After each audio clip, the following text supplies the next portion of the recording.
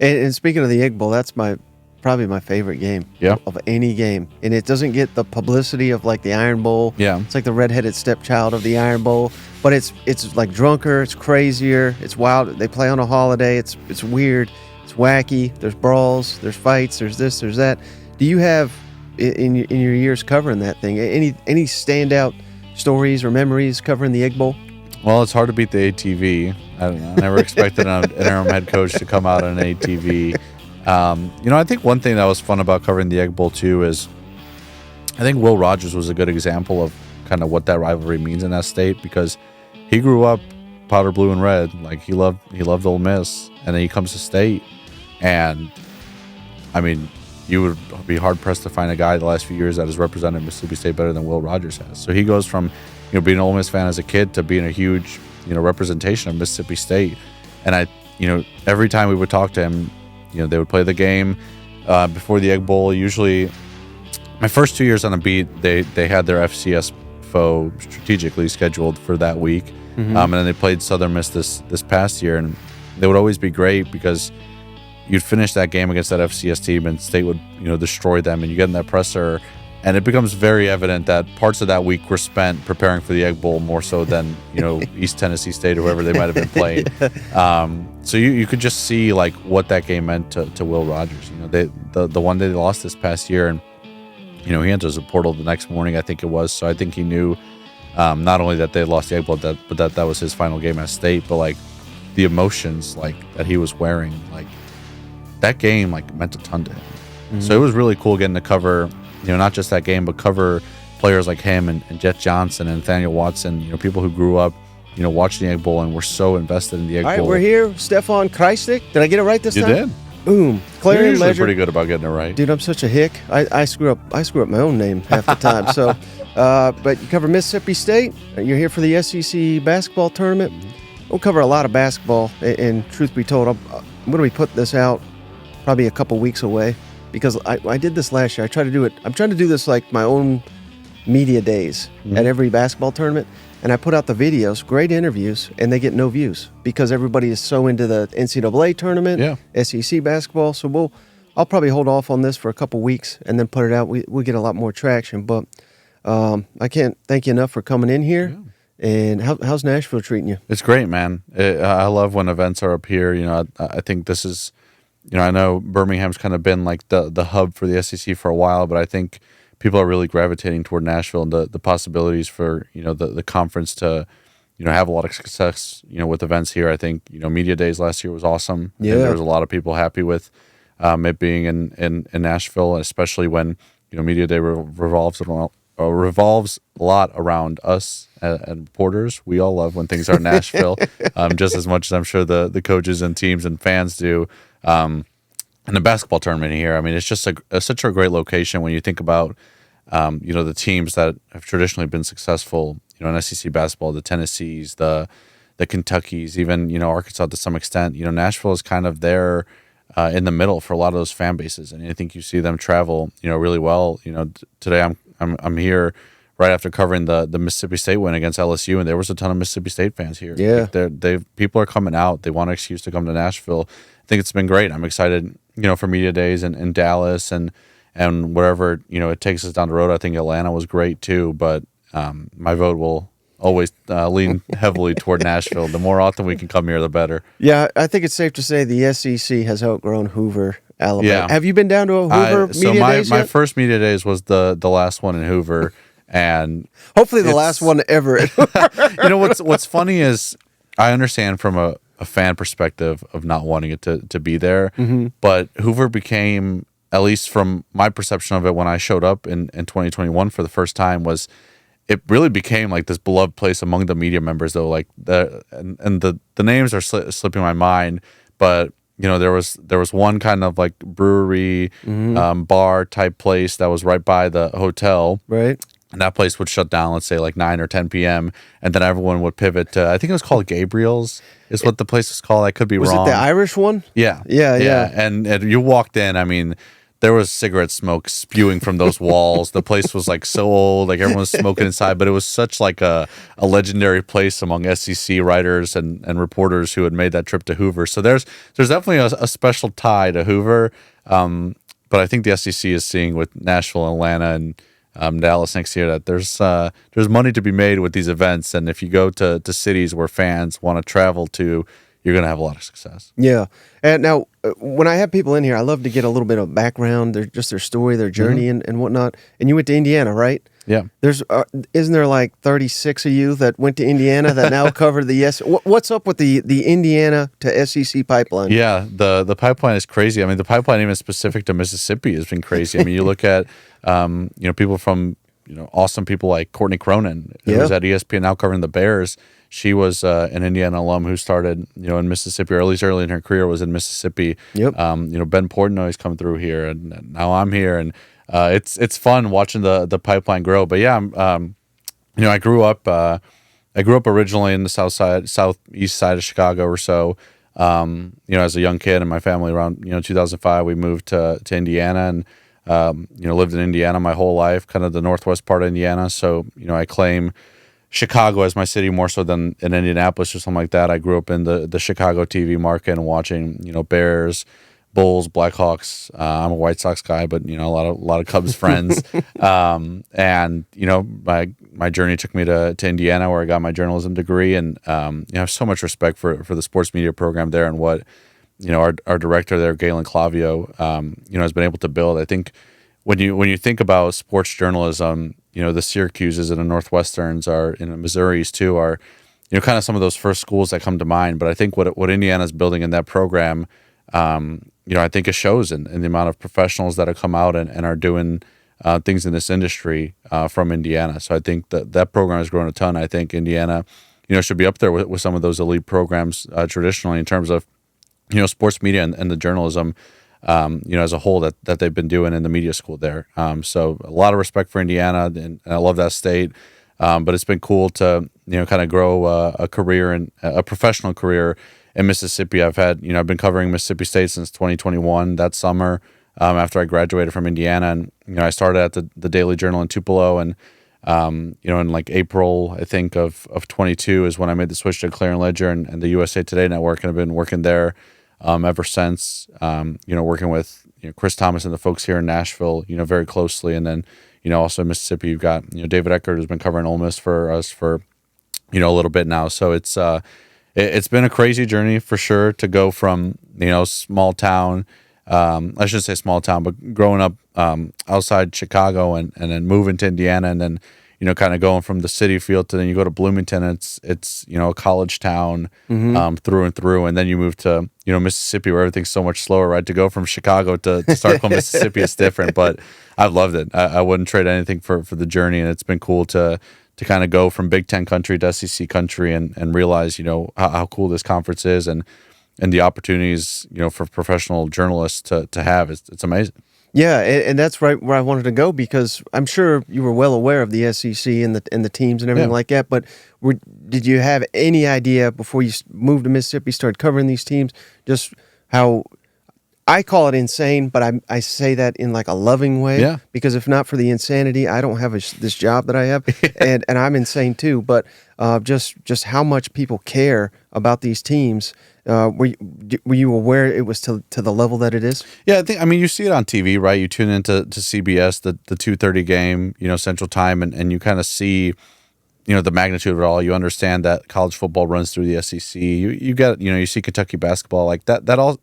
You see it right on TV, but I've told everyone, it's when you actually like move and you're living it and you're experiencing it, it's so much bigger than even it comes across on TV, right? I mean, you're looking at Mississippi State, who, at least from an outside perspective, is not necessarily viewed as this powerhouse football program in the SEC. But you go to a game and you're just like, this feels legit. Like it's a huge stage. Like the production and the media that goes into it with ESPN and SEC Network, and how important these games are to fans. And you have people that are coming from all over the state driving on a Saturday for, an 11 a.m. kickoff, regardless of who Mississippi State's playing, right? And and then you start looking at the Georgias and the Alabamas and these programs that are competing for national championships every year. I mean, it's just massive. The fan investment is crazy, and that's not to say that the Big 10 or the Big 12 doesn't have that. I mean, there's great fan bases wherever you go. I mean, Indiana basketball is a fan base that it's interesting right now how things are going with basketball, but it's such a big stage that that stuff exists around the country. But the SEC is there's just a different level to it. The investment from fans is crazy and insane, to use your words. For me, what was interesting is growing up close to Chicago, the professional teams mean so much, right? I mean, we live and die by every snap that Justin Fields takes, and live and die. And who knows? Maybe he's not even our quarterback when this podcast comes out, right? But like, you live and die by what these professional teams do. I mean, the Bulls mean so much to that city, and what Jordan was able to do there. But then you get here, and you're like, in Mississippi especially, there's no professional team. It's Mississippi State or Ole Miss, or if you're a Southern Miss fan, or Jackson State too. I mean, what Deion did there was great too. But like, you're looking at what these teams mean to these people. It's not fandom. Like, it's life. Like, everything you do, like when you meet someone, and I'm sure my job being a sports reporter probably ties into this, but when I meet someone, like, the first thing I find out is, all right, are you a State fan or are you an Ole Miss fan? And usually I don't have to ask. Like, it's made pretty evident, like, right away, like, which team you root for, right? So I think that's just like the interesting part of it is these fans, especially in the SEC, like, the college programs that they root for are so ingrained into their family, into their lifestyle, into their weekly activities of what they like to do. I think that's where the SEC really stands out to me. It's amazing to see just how ingrained these people get in these teams. Yeah, and you said you began at Mississippi State in 2021, so Leach would have been the coach. Yeah. What was it like getting to cover him, man? Rest in peace. That was, I mean, he had to be one of a kind. Yeah, he was. I've said it a million times when people ask me about Leach. Of just like, it's just a blessing to have been able to cover him. I mean, the stories that what's interesting too is you hear so many times of reporters that have covered Leach, whether it be Texas Tech or Washington State or some of his assistant stops before that. You hear about these interactions he has with reporters and it's funny, and I've had my interactions with him, others on the beat, and I've had moments that have gone viral, and it's hilarious and it's funny. But a cool part of it too is when you cover Leach, you have so many people that he's come across in his life that have been impacted by something he's done for them or a story that they have to do with him. So it's like when he passed, I think you saw the magnitude of that. Of I was interviewing people and stories we were trying to do to kind of honor his life. Of I was interviewing people who lived in Key West who were just his friend. They really didn't have any ties to like college football, right? Like, they met Mike through football and kind of some of the high school programs and things like that in the Key West area. But he built friends in Key West just from being there, right? Like, he didn't care if you were Nick Saban, the football coach at the highest of highs, or if you were a fan, asking for a photo, right? He could have a normal conversation with you. So I think the cool part about covering was not only getting to know him, but getting to know, people that he's impacted and the way, he's able to touch so many lives. And obviously his passing was so hard on so many people because of that, because of how many people he's impacted, how many people, you open social media the day that he passed, and I mean, it was endless. Right? Like, you're refreshing your Twitter feed, and it's just nonstop, like a news story after a news story. So like, you got to build, me and others on the beat kind of got to build our own moments with Mike. But when you're so close to him, and so many stories are coming out from all over the country of ways that he's impacted other people, it's just fascinating. Like, the other day, McGee had an interesting story for ESPN of talking to some of his friends in Key West. I think he had taken a trip down to Key West actually, and did a story on Leach. And it's like, Leach passed away in December of 22, and it's March of 24, and I'm reading a story that I'd never heard before. And I've read a million Mike Leach stories from when I was covering him while he was still coaching the team to when he passed to now. It's like you're still finding like new stories. Like, he was just a fascinating human being who the stories are just endless. And then like 10 years from now, I'm probably going to read an article about Mike Leach where I'm like, oh wait, I didn't know that.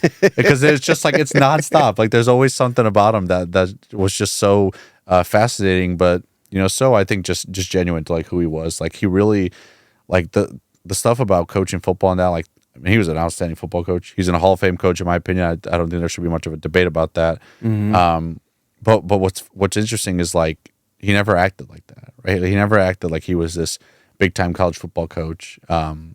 He was really humble, and I think that's what made him so interesting to people is that you could relate to him, even though you're not this multi-million-dollar football coach, right? Right, and I think as we get, I'll hit on Arnett and Lebby in a second here, but I think as we get further from the Mike Leach era, I mean, as if people didn't know already, but I think that it'll show just how great of a coach he really was. Because, yeah.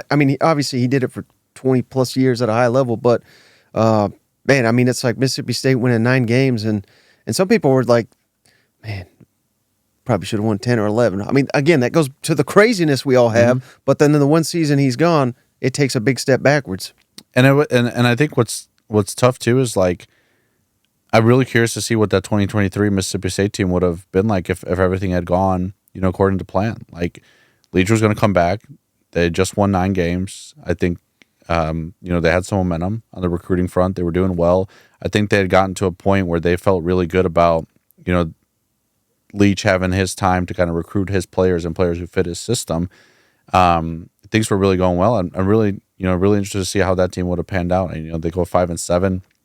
You look at the schedule, when we were looking at it in the offseason, it's like, I mean, this is a team that could win 8 or 9 again, and you're feeling pretty good about yourself. And, and then you're going into another season where the playoff is expanding, and suddenly you're saying, well, if Leach is consistently winning 8, 9 games, all it takes is, 9-3 could probably get you into the playoff if it's the right year. 10-2 definitely does. Right. So you're feeling good about, where the program's headed at that point. And obviously, tragedy strikes and it's tough, and you're trying to bounce back from that. And I think, the program was in a tough spot. I think players were put in a tough spot. But on the coaching front, I think you saw with Leach there was people who were doubting whether his system could win in the SEC, and those doubts went away pretty quickly, right? His first year wasn't great, but to get that huge win at LSU, yep, and you're like, wow, like okay, like this LSU team was maybe the greatest single season college football team ever, and State comes out and just puts up 600 plus passing yards on him, his breaks an SEC record. You're just like, okay, like so then 2021 I'm walking into there and I'm like, all right, let's see like what this team is, because they had that LSU game, but also they struggled that season. In 2021, I thought they had a great season. I think they had they lose that Liberty Bowl to Texas Tech, I think, because they had a ton of players out with COVID. That was when new variant or whatever had come out, and they had a ton of players out. And you lose a little bit of momentum, but you're still thinking like, okay, like this team's got a chance. And then they make that jump, right? They get that 9-win season, and they were in a good spot, but it's just a testament to what Leach was able to do in the SEC, even though a lot of people said that he wouldn't be able to do that. Yeah. And I think you're going to see too, it's like 10 years from now, like every offense is still going to have parts of that air raid like in it. Like it's not going away anytime soon. Well, and then from one coach to another, the very different levels, degrees of success. But I was at media days last year here in Nashville, and I want to say who, but I don't think they would appreciate me saying, so I won't say who it was. But they told me, so they met with Arnett, they had a conversation with him, and they said, "This is going to be a disaster."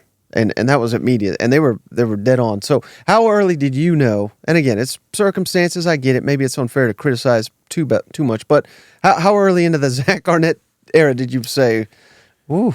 I mean, because it's wild. Like I said, we're crazy, but usually a coach gets a season and a half. He didn't even get a full season. Yeah, and honestly, like I'm not gonna lie, because people could pull up receipts, so I'm not gonna lie, like. I was kind of drinking the Kool-Aid in the offseason about what they were able to do, because I think on paper Arnett made a lot of the right moves. He brought in, assistants who had ties to Mississippi and recruited Mississippi well, and they had some recruiting wins in the summer too that were big recruiting wins. Like they had momentum in the offseason. It seemed like everything they were doing was the right move, and then the team takes the field, and you're just like, this doesn't even look like a college football team. And it didn't make sense because they had so many returning players that had, produced at a high level in the SEC, and it wasn't clicking. And you could tell right away that that's a coaching thing, because how does and I know he battled an injury, but how does a Will Rogers make that much of a drop off? That doesn't make any sense. And then you have that game at South Carolina where he goes off and the defense isn't clicking. You're like, well, hang on, Zach Arnett was the defensive coordinator. Why is the defense dropping off this much when you have a Jet Johnson and a Nathaniel Watson, coming back, and Watson was the AP SEC Defensive Player of the Year, and your defense is inconsistent now too. It's when things with returning players and veterans like that, of that caliber, and there's that much of a drop off in your team's production, you point right at coaching. And I think everyone could tell the writing on the wall was coming. And then, suddenly in October, you see the story from it's either Andy Staples or Pete Thamel. And so apologies for not knowing exactly who to cite here, but the story comes out of, hot seat, and Arnett's on that story. And you're like, okay, this national writer is putting a coach on the hot seat in October in his first season. That doesn't really happen by accident. And then you read the reporting and you realize that the buyout was structured in such a way or the contract was structured in such a way where the buyout was, virtually nothing in terms of, he got fired in the same year that Jimbo Fisher did. So when you're talking buyouts, this is relatively low compared to some, right? So you could kind of see the writing. So I don't know if I would point to an exact game of when you could see it, but I would probably point to the Kentucky game that they lost at home. I mean, it's homecoming. It's a night game at Davis Wade Stadium. They're honoring the 1998 team that had won the SEC West. They got the throwback uniforms on. Kentucky was not a particularly overwhelming team. I mean, they were fine, but they're a team that on paper you should probably beat at home if you're a Mississippi State. And they just come out flat. And the game's over before halftime. You're just this team is they're lifeless. There's no juice in this team. There's no juice around the program, which I think is why you saw that move from Zach Selman, which is, keep in mind, Zach Selman is, 13 months right now into his athletic director tenure. He'd never been an athletic director before, and he comes to Mississippi State, and we're looking at a first-year AD that decides to make a football coaching change, mid-season through the coach's first year. Yeah, that's a bold move, and a move you make for a reason. So there's definitely stuff behind the scenes that we probably still don't know of that made Zach Selman feel like that was the right move. But I think you also saw, going into that stretch, the last two games against Southern Miss and Ole Miss, you understood how important those games were in terms of at least bragging rights. Try to, find something in a season that's already been lost at that point. Try to, get that 6th win and maybe make a bowl game. So, they make that move to try to rejuvenate some life in the program. For some reason, the ATV didn't do it. Remember at the Egg Bowl? Yeah. Now that's when you talk about insane, that's SEC right there. That was, I look back, that might be one of the coolest moments, especially for Tino in 5 and 7.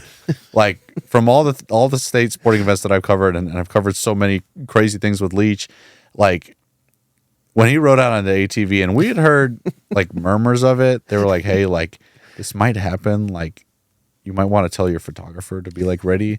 So I text our photographer. I'm just hey, this might happen. And she's like, what?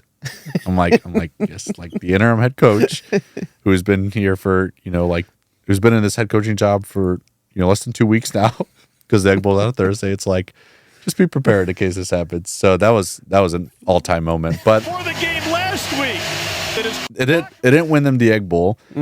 But the Egg Bowl was competitive, I think, more than people thought. Yeah. And they had that win against Southern Miss.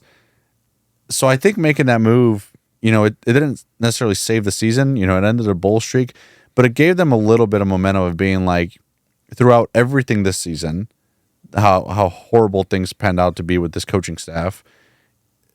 You lost by 10 against an Ole Miss team that was having one of its best seasons in program history. It felt like if Mississippi State could make the right coaching hire, that they're not as far away as a 5 and 7 disastrous season would suggest.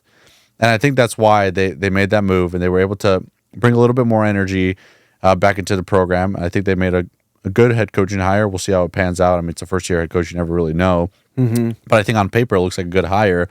I think they're in a good spot where they can get back to what they were, during that 13-year bowl stretch. Because, and Arnett talked about it at media days of, he felt like this was a team, a program that in a lot of ways could compete in the expanded playoff, right? Because you saw the Dak Prescott years. Like, it's possible for Mississippi, like that year they would have made the college football playoff. Like, Yep. It's not impossible to say that Mississippi State is a program that can win, 9 or 10 games in a season and make a surprising run toward, a college football playoff spot. Now, that's obviously going to be tougher in a tougher SEC and an expanded SEC, and kind of we'll see how that goes. But I think it's, from the top, from the athletic director to, the GAs, I think there's a belief, though, that this program could still be successful and have a lot of success even after, a 5-7 season. Now, does that look, what does that look like in year one? Maybe in year one, you're happy to just get 6 wins. That's fine. But it puts you in a spot where a few years from now down the road, when you got that expanded playoff, that you're a team that at least can, try to make someone of a run. I mean, when Leach and Lane were both hired, ahead of the 20 season, who would have said that at that point that Ole Miss was a surefire team to, consistently win 9-10 games and be what they've become? Right. A lot of people probably wouldn't have said that. So can Mississippi State put itself in a spot to kind of follow a similar formula? I'm sure they're looking at it. They're saying, hey, the team right down the road was able to do it. Like, why can't Mississippi State do that? And what did you think when you found out that Zach Arnett was going to work at under Lane at Ole Miss? Yeah, I was very surprised. When I opened Twitter that day, I was like, I'm sorry, what? Now, I will say, it doesn't surprise me too much in the sense of, I know Arnett's got a young family and they've, got a nice house with land and things like that in Starkville. I think they're happy where they are. Mm-hmm. So I'm not too like when he got fired, people immediately were saying like, oh, USC like defensive coordinator, like he's got ties to, that staff there. And it was like, does he really want to move to like his family to LA? So I'm not surprised that he stayed close, but I am surprised that he took an analyst role or whatever it may be at Ole Miss. And I'm curious to see, whenever the contracts are made available, because State owes him $1 million a year, and you subtract whatever. So he's probably making $1 at Ole Miss. So in theory, well, and the rumor started immediately on the message board of, oh, he's taking a volunteer role, and Mississippi State's basically paying $1 million a year for him to be there. I don't know if that's exactly the truth, but I'm sure he's not making $1 million there to completely offset his buyout. So State's probably paying a good part of his contract. So I'm very curious to see what the details are on that. But it's the Egg Bowl in its purest form. Like, yep. Anytime people are like, I can't believe someone would do this, I'm just like, it's the Egg Bowl. Like, why are you surprised at anything? Right. And to his credit, I mean, any bad thing you can say about Zach Arnett, an outstanding thing. I don't know what, he's got something figured out about Lane Kiffin. They always played Ole Miss strong on defense. Yeah. And State, traditionally was really good against the run during Arnett's time as DC. And, for that team, when you slowed down Judkins, you made things really, really ugly for them. Mm-hmm.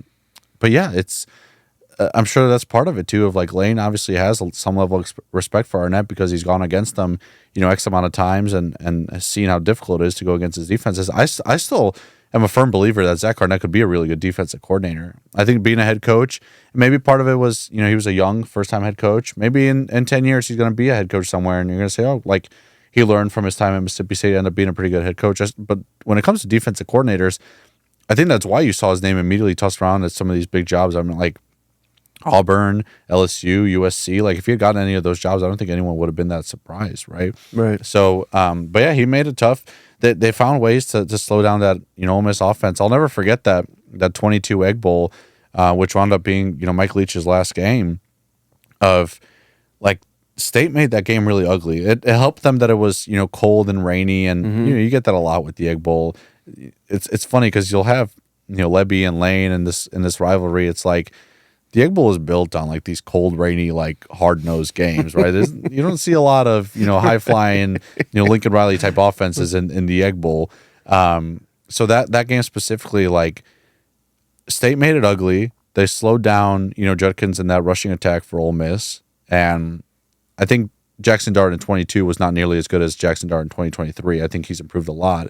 But they made Jackson Dart beat them, and he couldn't. And you're sitting there, it's about the third or fourth quarter, and it's unclear who's going to win, right? I mean, it's the Egg Bowl. You kind of just expect something crazy to happen at the end. But like, I'm sitting there thinking, Mississippi State has put themselves in a really good spot on the road because they've turned this into an ugly game.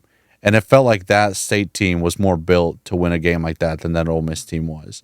And I think that's a huge credit to Zach Arnett. Like, I don't think Mississippi State wins that Egg Bowl if it wasn't for Zach Arnett and some of his play calling on defense. I think it really changed the game. I think it made that Ole Miss offense really uncomfortable. And then, everyone remembers that 2-point conversion at the end where Randy Charlton sticks out his hand and he swats the shovel pass and State wins. It's like, that was the type of game that Zach Arnett won for them. And I think that's why a lot of people had confidence that he would be able to do it as a head coach because of what he was able to do as a defensive coordinator. Because think about it too. I mean, we're not talking about just any other defensive coordinator getting promoted to head coach. This was a defensive coordinator who Leach said, the defense is yours. Like, Leach was not like, looking over his shoulder at everything. I'm sure, Leach probably chimed in a good bit, but Leach was not going in there being like, this is how this needs to go. Like, Arnett got to run it. And I think that's why you got that. You were like, not only was he calling plays on defense, he was running the defense. Like, he knows what it's like to run a unit. So you had some confidence that him as a head coach, he'd be able to do it. And it just didn't pan out for whatever reason. I think he, at some point, saw the writing on the wall and started pressing, and I think started doing a little bit too much. I can't remember if it might have been the game they won at Arkansas, but I could be wrong on that. I have to go back and check. But, he had talked about, a time that it was like a 2-minute drill or something before halftime, and he had asked, Kevin Barbay to not be too aggressive. And that's the kind of stuff where it was like when he was hired, he kind of said, from everything he had told us, that he would have a similar approach to Leach in the sense of, I'm not going to touch the offense. Like, I've been a defensive coordinator, defensive coach, linebackers coach, like my whole life. Like, I'm not going to touch the offense. And then he says that, and you're like, well, it sounds like you're like, you're trying to maybe do a little bit too much here. Like, I think he just wasn't, he wasn't doing what got him to that level. I think he started to change a bit in his ways, and I think that hurt him. And I think that's why Mississippi State had the season they did, and I think that's why they, decided to make that move mid-season. But when it comes to being a defensive coordinator, there's not many guys in the country that have had, the track record in the past, 4 or 5 years that Zach Arnett has. Yeah. And speaking of the Egg Bowl, that's probably my favorite game of any game. And it doesn't get the publicity of like the Iron Bowl. Yeah. It's like the redheaded stepchild of the Iron Bowl. But it's like drunker, it's crazier, it's wild. They play on a holiday. It's weird. It's wacky. There's brawls, there's fights, there's this, there's that. Do you have, in your years covering that thing, any standout stories or memories covering the Egg Bowl? Well, it's hard to beat the ATV. I never expected an interim head coach to come out on an ATV. I think one thing that was fun about covering the Egg Bowl too is I think Will Rogers was a good example of kind of what that rivalry means in that state, because he grew up powder blue and red. Like, he loved Ole Miss, and then he comes to State, and I mean, you would be hard pressed to find a guy the last few years that has represented Mississippi State better than Will Rogers has. So he goes from being an Ole Miss fan as a kid to being a huge representation of Mississippi State. And every time we would talk to him, they would play the game before the Egg Bowl. Usually, my first 2 years on the beat, they had their FCS foe strategically scheduled for that week, and then they played Southern Miss this past year, and they would always be great because you'd finish that game against that FCS team, and State would destroy them, and you get in that presser, and it becomes very evident that parts of that week were spent preparing for the Egg Bowl more so than East Tennessee State or whoever they might have been playing. So you could just see like what that game meant to Will Rogers. The one day they lost this past year, and he enters a portal the next morning, I think it was. So I think he knew not only that they lost the Egg Bowl, but that was his final game at State. But like the emotions like that he was wearing, like that game like meant a ton to him. So it was really cool getting to cover, not just that game, but cover players like him and Jet Johnson and Nathaniel Watson, people who grew up, watching the Egg Bowl and were so invested in the Egg Bowl, to see them take part in it, to see what it means to them. I think that's what kind of makes that game so cool. And I think that's why like you were saying, like for yourself, like why that game is so intriguing to a lot of people, because you're tuning in and you're just like, here's these two colleges in Mississippi, facing off on Thanksgiving. Like, why should I watch this game? Because it's so intense. Like you see it in the emotions of these players, like how much that game matters. And I think that's what makes it so cool. Yeah.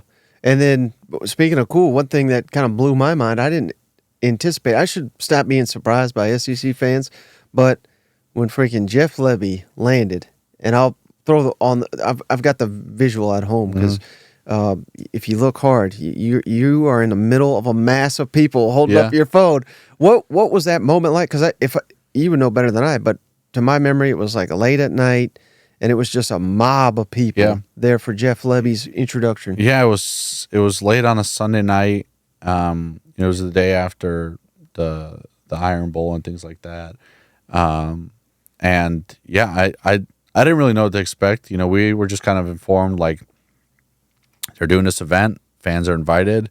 Be there at, I don't even remember what time it was. And I was thinking in my head, like, people got work on Monday morning. Like, right. It was just a holiday weekend. Like, people are probably tired. I get there, and I mean, there's just a sea of people with cowbells, and I'm sure like it probably caught Lebby off guard too. But like, it was a good reminder that like even after a really tough season, people in Starkville really still care about the football program and really want to see it succeed. And they wanted, I think, to fans, the reason they showed up, and maybe some fans will watch this and say this is not at all the reason they showed up, but I think it sent a loud message to Jeff Lebby and to the SEC of like Mississippi State is not just going to like shrivel down to being a bottom feeder in the SEC, right? I think they want to be a team that's consistently making bowl games and is in contention for 8, 9, 10 wins through every cycle of 3 or 4 years. And I think it sent a message. I think they showed that they're invested in football, that football matters a lot. And like you said, I mean, SEC fans, it's hard to be surprised anymore. But that turnout was really impressive, and I think it was a good thing for Jeff Lebby to kind of get that, hey, welcome to the SEC. Not like a welcome to the SEC type moment, but like hey, here's us showing you like why your hire matters to Mississippi State. Mm-hmm. And I heard this recently. This is pretty juicy here for you, Steph. But I heard, there's always rumors with Lane Kiffin. Mm-hmm. He's going to take that job. He's going to take his job. And, this is an annual thing. And if Ole Miss wins big this year, especially if, like, Florida comes open or job, Chris Lowe just reported had Florida State lost their coach. They were going to target Kiffin. Yeah. I mean, it just haunts this guy, right? He seems destined to take another job. I heard from people that would know that their plan, if Lane Kiffin left, was to hire Jeff Lebby. So I'm just throwing that out there. And again, I don't think those two are on great terms necessarily. Kiffin's always trolling them, and of course they work together. Yeah. But that's part of why they're interested in him. He knows the offense and all that. But so that'll add some intrigue to that. But also the fact that, and fair or not, I've heard, well, Mississippi State's just trying to copy Ole Miss. They've been successful. Which I get some of that. Well, that's just rivalry talk more than anything. Yeah, I've heard that as well, and I have an opinion on it just because, like, I don't think it's a bad thing. I don't even know if I would call it copying per se, but like, what is new and unique about a team going out and hiring a young offensive-minded head coach to like lead the program? Like, right? Isn't that like what a lot of teams have done? Like, that's how Lincoln Riley's like made his name in the game. Like, that's how Lane Kiffin's made his name in the game. Like, I think State took an aggressive approach when they hired Mike Leach. Obviously he was older than Lane, but like they went in and got a highly offensive minded guy. Mm-hmm. So I don't think it's necessarily new even to Mississippi State to make a move like that. Now, I mean, obviously there's going to be the chatter of, well, he was.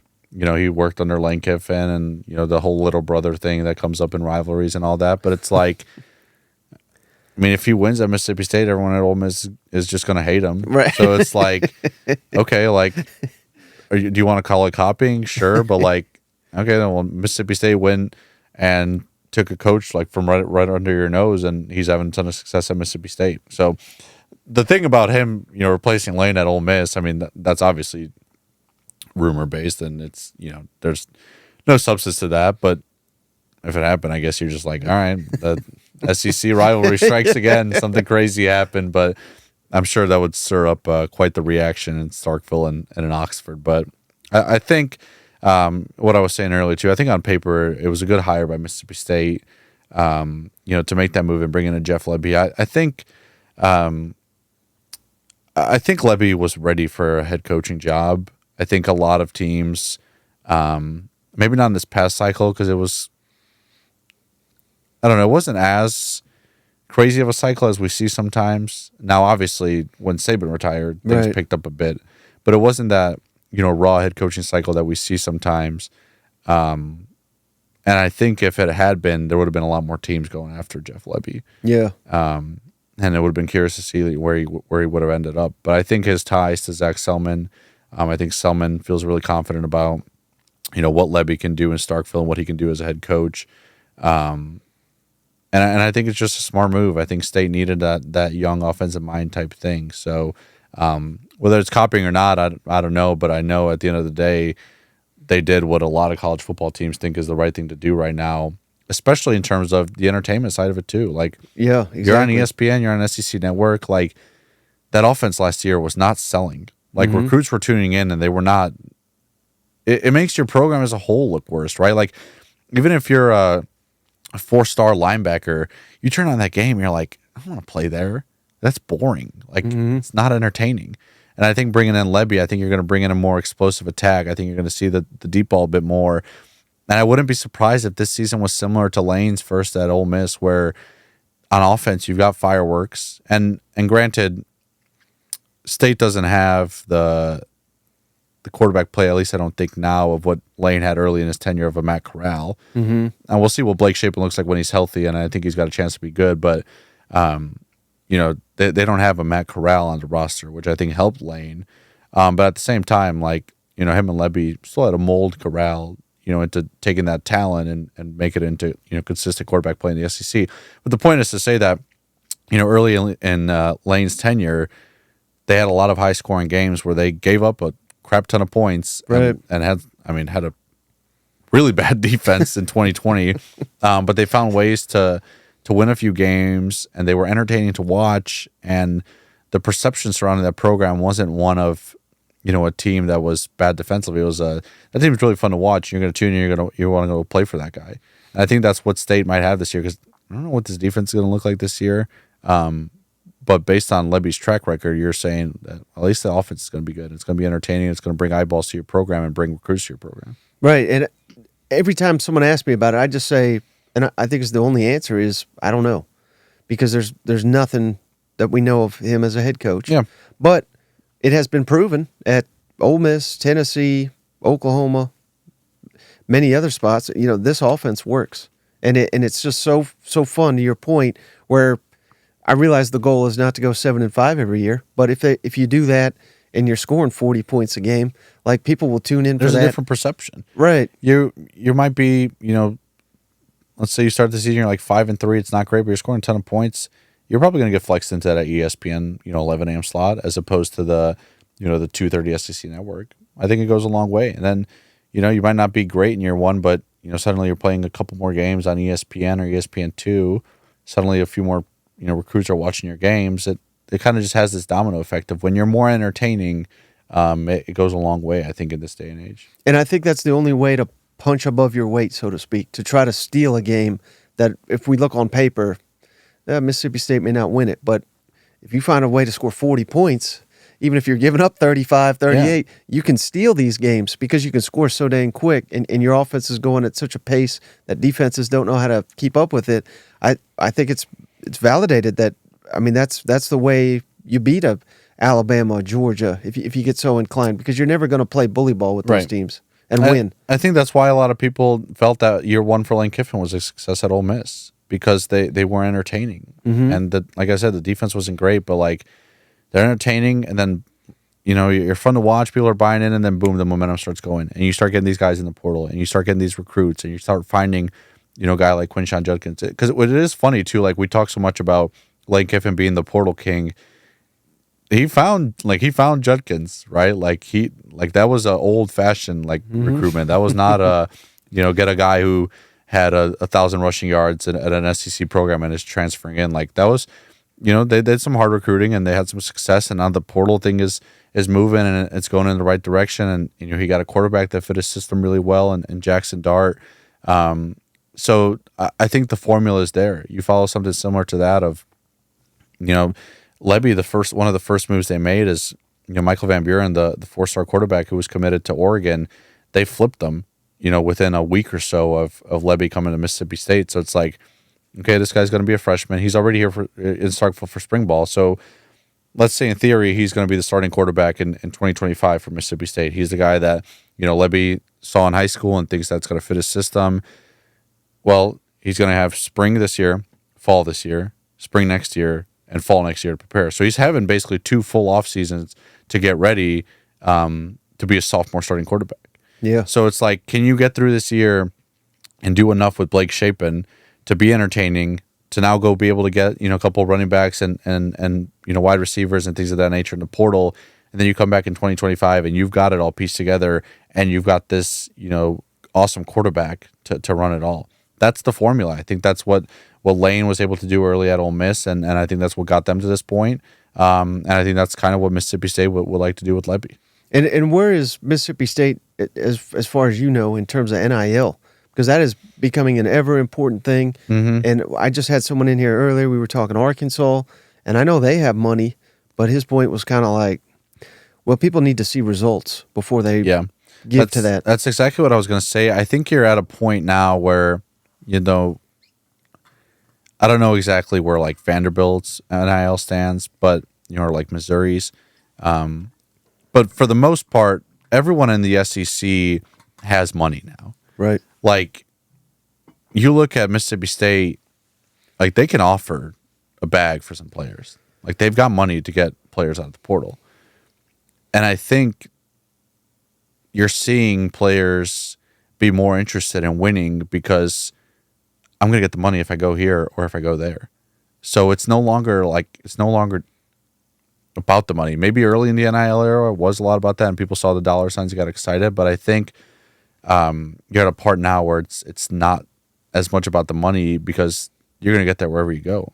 And I think, people thought when Lebby was hired that Mississippi State would make this run at Dylan Gabriel, when he entered the portal, and because he's a Lebby guy through and through. Right. He ends up going to Oregon, and I think on paper everyone's like, oh, like of course he went to Oregon. Like Oregon's going to pay him more than Mississippi State is. I don't know if that's necessarily true. Like Mississippi State has the money at this point to be able to match that. I think you're looking at a guy like Dylan Gabriel who's saying, you look at what Bo Nix did. Like you're toward the end of your career, you want to make a splash before you go to the NFL, and you want to win.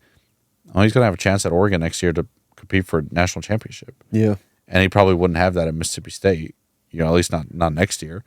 So I think you're getting to this point where it is a little bit of a level playing surface when it comes to the NIL funds, that what's more important for a lot of these players is winning. Mm-hmm. And that's, before NIL, that was the case. Now during NIL, I think that's still the case. I think guys want to compete. I think you're seeing that level of competitiveness come true because I think think about Michael Penix and like what he was able to do at Washington. I mean, there's a lot of schools that probably could have paid Michael Penix, but like he went somewhere where they could win, they could build something, and he blows up and becomes this star in the game that everyone's obsessed with his story. And and I use him as an example because I know his story so well of covering him at Indiana before he left for Washington. But like, you become this sensation, and he's probably not that if they don't win like that at Washington.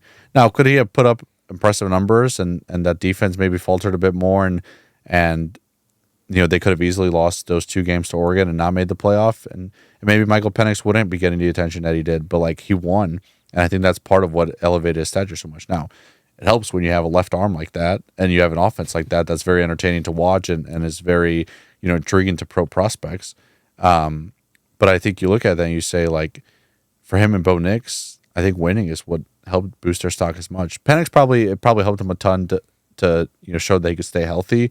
But I think Bo Nix benefited a ton from going to a place where he won and was in a better system, to set himself up for the NFL. I mean, he's being projected as a first round pick again. Like, as everyone expected, out of high school is where he's at now.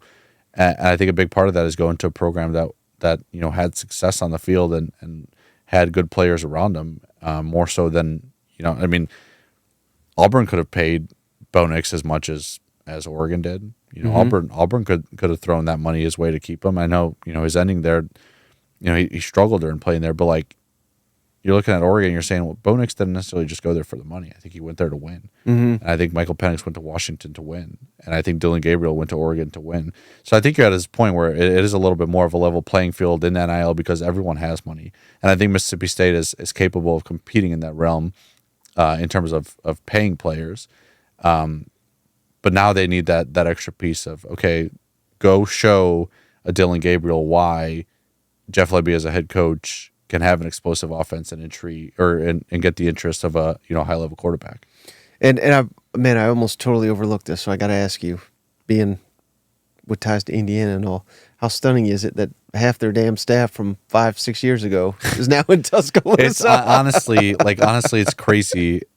Like, Kalen DeBoer eventually being a head coach at a place like Alabama, I guess, I don't know.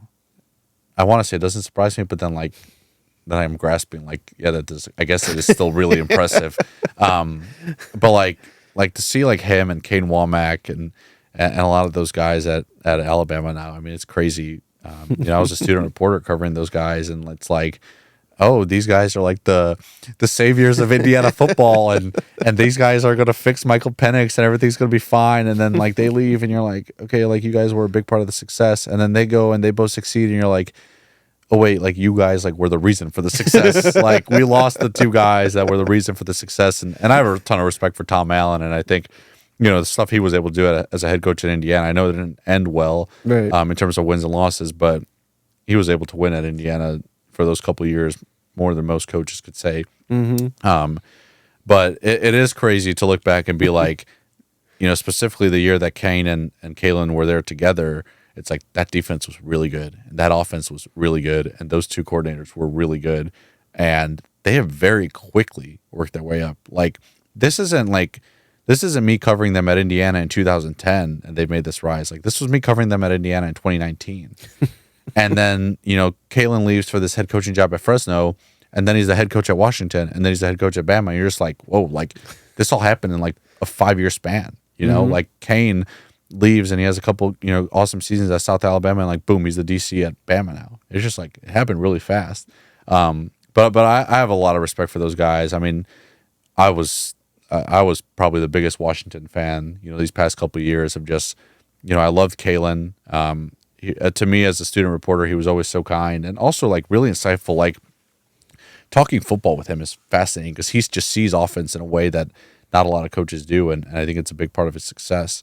And Kane too. I mean, Kane is a stand-up guy. His family is amazing. Obviously his dad has had success in the SEC. So I'll be rooting for those guys at Bama too. I got a lot of respect for them, and I hope it pans out. And I hope Bama fans give them the time to like let it work. They might win in year one and have some success, but I think they also might not. Like they got some roster turnover there. That's not easy. They need the time to really build what they're trying to do, and I worry that all it takes is 1-8-4 season for everyone to get mad there. So hopefully they give them the time and let them kind of build what they want to build there, because I think at their peak, Kalen and Kane have potential to make a really special program for them. Or not to make it a special program. That's very wrong to say, but to keep up what Bama's been able to do. Right. Well, someone said it to me like this, and I thought it was dead on. That as far as he knows, Kalen DeBoer is a outstanding, fine man. But this is not a league for outstanding, fine men. This is a league for maniacs, like Kirby Smart and Nick Saban. So, hey, I don't know. So we'll see how that goes. But final thing for you, can I get you nailed down? And again, we won't hold you to this because a lot can change. We're a long way away from football season. But if gun to your head right now, prediction for the record for Mississippi State next season, and don't give me any of this. Well, 4 to 7. No, I want I'll say a damn 6 prediction. and 6. 6 I'll and say 6. 6 and 6. I think they could make a bowl game. I think the way the schedule plays out, you look at it and it's very intimidating because you got at Tennessee, at Texas, at Georgia, and at Ole Miss. Those are 4 very difficult road games. But I think their home games are winnable because I don't think very highly of Florida right now. Mizzou, we'll see what they look like next year, and some of the games are slipping my mind now. But I think that they have a winnable home slate. I think they can get the 6 and 6. Okay, and I think that would be a good first year for Lebby. Yeah, I mean, I think that would catapult them to potentially a much bigger year too. Yeah, it's these offenses. It's usually year 2 where they really start to skyrocket and take off. But it's going to be fascinating to see how quickly they can implement that. And to your point about the defense, like I don't think they're going to be good, but I think you can kind of I'm searching for the word here, but you can kind of overcome some of that if you're opportunistic, forcing turnovers, stopping in the red zone. That's what it's going to come down to, because I think it's going to be some high-scoring games for Mississippi State. Yeah, no doubt. And I think that's just fine for them in year 1. All right, Steph, before you go, can you tell my audience how can they follow you and how can they find your work? Yeah, at Twitter at SKRAJISNIK3. And all our work is on Clarion-Ledger.com. Like I said, cover Mississippi State there. We got David Eckert covering Ole Miss. We got a ton of good coverage, throughout the SEC there. So I appreciate you having me on, man. It's cool to be able to do this in person. And like I said, the more opportunities to come to Nashville, the better. Yeah, dude. Well, that's Twitter handle. You must not want people to follow you. Yeah, the last name doesn't do me too many favors on Twitter, but it is what it is, I guess. All right, man. I appreciate you. Thank you so much. Thank you.